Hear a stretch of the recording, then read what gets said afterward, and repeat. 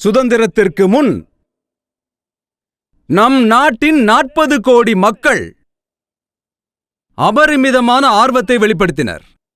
அவர்கள் தங்கள் பலத்தை வெளிப்படுத்தினர். அவர்கள் ஒரு கனவோடு நடந்தார்கள். ஒரு தீர்மானத்தை சுமந்தபடி நடந்து கொண்டிருந்தார்கள். தொடர்ந்து போராடினார்கள். அவர்கள் போட்டி போட்டுக்கொண்டு பாடுவது வந்தே மாதரம். அவர்களுடைய ஒரே கனவு இந்தியாவின் சுதந்திரம். 40 கோடி சக குடிமக்கள். நாம் பெருமிதம் கொள்கின்றோம். அவர்களின் ரத்தம் நமது நரம்புகளில் ஓடுகிறது என்பதால். அவர்கள் நம் முன்னோர்கள். அவர்களில் 40 கோடி பேர் மட்டுமே. நம்முடைய 40 கோடி மக்கள் உலகின் மிக வலிமை மிக்க சக்திகளை வீழ்த்தி வென்றார்கள். அவர்கள் அடிமை சங்கிலியை உடைத்து எறிந்தார்கள். நம்முடைய மூதாதையர்கள், யாருடைய ரத்தம் நமது நரம்புகளில் ஓடுகின்றதோ அவர்கள் மூலம் இன்று 140 கோடி மக்களாக மாறியுள்ளோம். அந்த 40 கோடி மக்கள்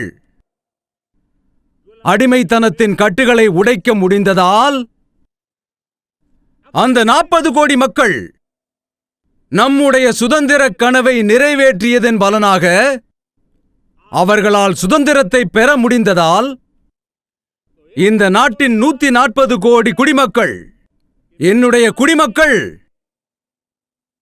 140 கோடி பேரும் எனது குடும்ப உறுப்பினர்களானார்கள்.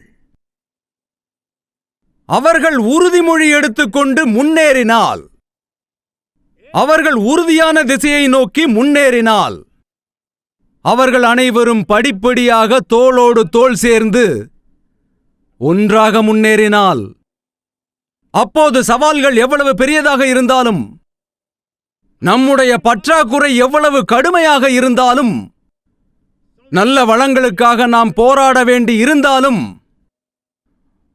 ஒவ்வொரு சவாலையும் உரிய முறையில் சமாளித்து நாம் வளமான இந்தியாவை உருவாக்க முடியும். நாம் 2047ற்குள் வளர்ந்த இந்தியா என்ற இலக்கை அடைந்தே தீர்வோம். அந்த 40 கோடி சக குடிமக்கள் தங்கள் கடின உழைப்பு, அர்ப்பணிப்பு, தியாகம் மற்றும் தன்னலமற்றதன் மூலம் நம்முடைய சுதந்திரத்தை நமக்கு அவர்கள் அளித்ததன் மூலமாக 140 கோடி சக குடிமக்களும் அதே உணர்வோடு ஒரு வளமான இந்தியாவை உருவாக்க முடியும்.